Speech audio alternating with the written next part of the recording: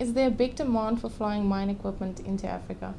I think demand's probably increased in the last couple of years, in that people probably see a lot more benefit in flying cargo into Africa, certainly in the mining and the energy industries.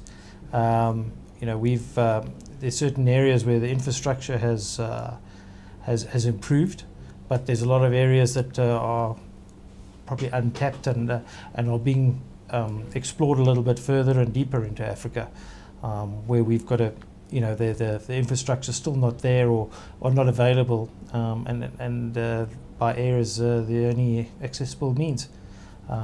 It also does cut down on cross-border transportation.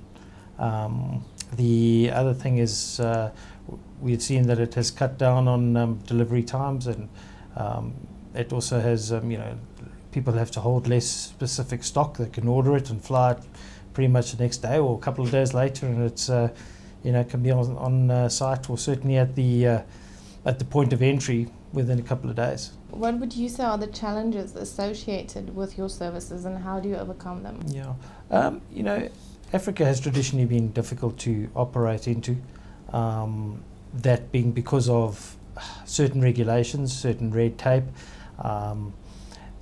So those have certainly been challenges. How we've overcome them, we've been doing business in Africa for quite a few years now. We have good relationships with people on the ground. We've made a point of building those relationships.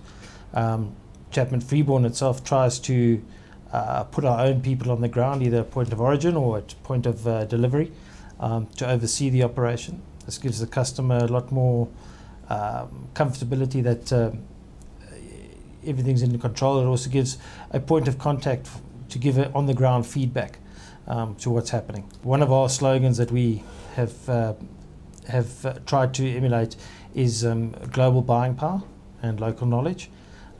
This gives us the buying power to buy the aircraft at the right to get you the right availability at the right price, but also having our own people there.